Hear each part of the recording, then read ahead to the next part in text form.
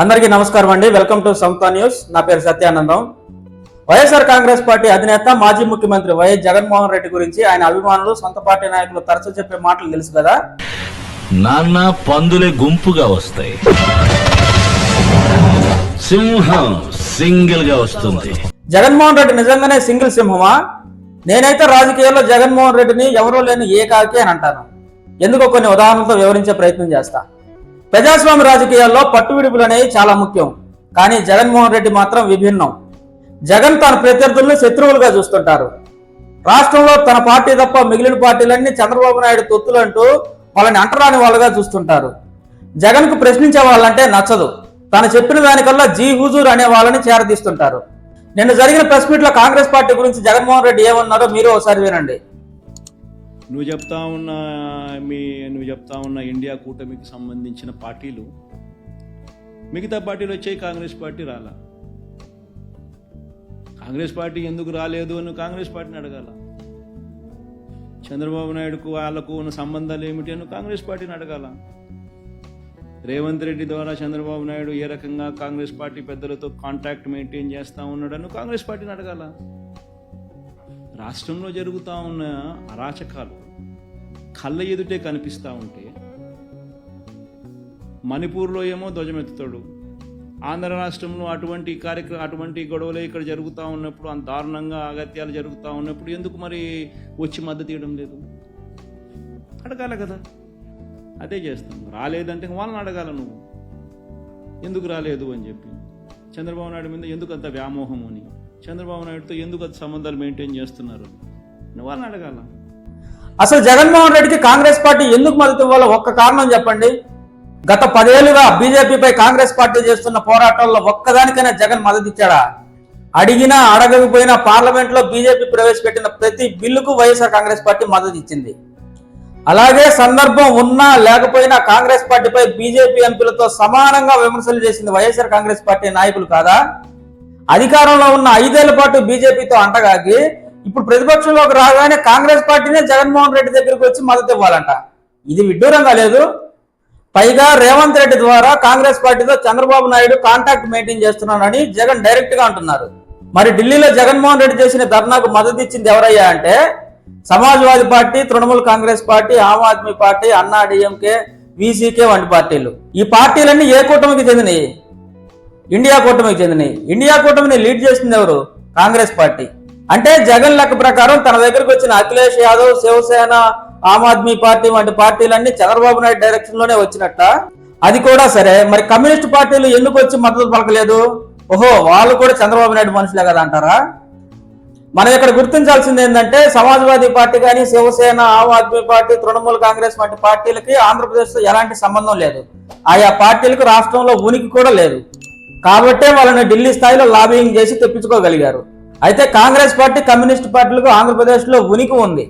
గత 5 సంవత్సరాల జగన్మోహన్ రెడ్డి పరిపాలనపై వాళ్ళకు పూర్తిగా అవగాహన ఉంది. అలాగే గత 5 ఏళ్లలో తమ పట్ల జగన్మోహన్ రెడ్డి ఎలా ప్రవర్తించారో కూడా గుర్తుంది. అందుకే వాళ్ళు జగన్మోహన్ రెడ్డి దగ్గరికి వెళ్ళలేదు. కానీ తన దగ్గరకు రాకపోవటం వాళ్ళ తప్పే అంటూ తిరిగి వాళ్ళపైనే ఎదురుదాడి చేయటం జగన్మోహన్ రెడ్డికే చెల్లింది అనుకోవాలి. ఇలాంటి వింత పోగడలే రాజకీయాల్లో జగన్మోహన్ రెడ్డిని ఏకాకిగా మార్చేశాయి. వ్యక్తులకైనా రాజకీయ పార్టీలకైనా సొంత జెండాలు ఉండవా, అజెండాలు ఉండవా? ఒక వ్యక్తి అయినా పార్టీ అయినా రాజకీయాల్లో ఉన్నత స్థాయికి చేరుకోవాలనే ప్రయత్నం చేస్తాయి. అందుకు కలిసి వచ్చిన పార్టీలు, నాయకులతో కలిసి ముందుకెళ్తాయి. కానీ జగన్మోహన్ రెడ్డి అధికారంలో ఉన్నప్పుడు ఒక్క ప్రత్యర్థి పార్టీనైనా కనీసం దగ్గరకు రానిచ్చారా? విధానపరమైన నిర్ణయాలు తీసుకునేటప్పుడు ఏ ఒక్కరినైనా సంప్రదించారా? రాష్ట్ర తలరాతను మార్చేసే 3 రాజధానులు వంటి సంచలన నిర్ణయాలు తీసుకునేటప్పుడు ఏ ఒక్కరినైనా సంప్రదించారా? దీన్ని వ్యతిరేకించిన వాళ్ళతో కనీసం ఏ రోజైనా చర్చలు జరిపారా? జగన్ 5 ఏళ్ల పాలనలో ఒక్కసారైనా అఖిలపక్ష సమావేశం నిర్వహించారా? అసలు అఖిలపక్ష సమావేశాల ఉద్దేశం ఏంటో జగన్మోహన్ రెడ్డికి పూర్తిగా తెలుసా? అన్నిట్లో నేనే ఉండాలి, అంతటా నేనొక్కనే ఉండాలి అనే అత్యాశే జగన్మోహన్ రెడ్డిని రాజకీయంగా ఒంటరిని చేసింది. ప్రత్యర్థి పార్టీలతో స్నేహపూర్వకంగా ఉండటం ఏమన్నా నేరమా? పొత్తులు పెట్టుకోవటం ఏమన్నా పాపమా? భిన్నత్వంలో ఏకత్వమే కదా బ్యూటీ ఆఫ్ డెమోక్రసీ అంటే. కనీసం తన తండ్రి వైఎస్ రాజశేఖర రెడ్డిని చూసైనా సరే జగన్మోహన్ రెడ్డి ప్రజాస్వామ్య రాజకీయాలు నేర్చుకోవాలి. కాంగ్రెస్ పార్టీలో వైఎస్ రాజశేఖర రెడ్డి ఓ వెలిగే సమయంలో సొంత పార్టీ నాయకులే ఆయనకు వ్యతిరేకంగా ఎంతో మంది కుట్రలు చేసేవాళ్ళు. కానీ వాళ్ళని ప్రత్యర్థులుగా చూశారే గానీ శత్రువులుగా చూడలేదు.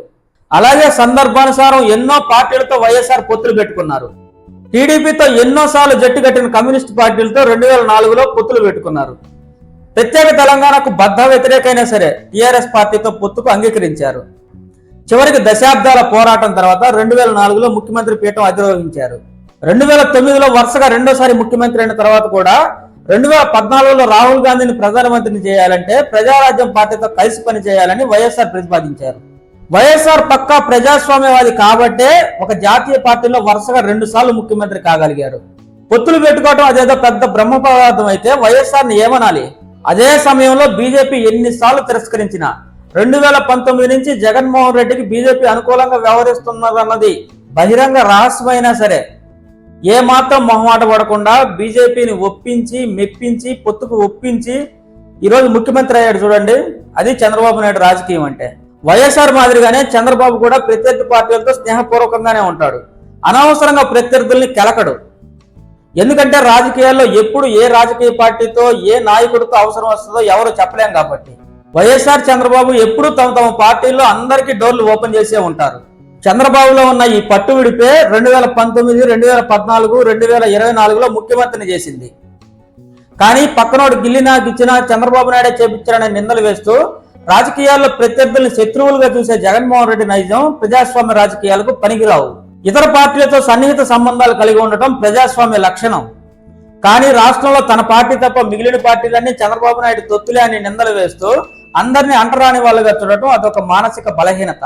కమ్యూనిస్టు పార్టీల నుంచి బీఆర్ఎస్ వరకు, అంతెందుకు తెలుగుదేశం పార్టీ సైతం వైఎస్ఆర్ని ఒక మాట అనాలంటే 1కి 10 సార్లు ఆలోచిస్తాయి.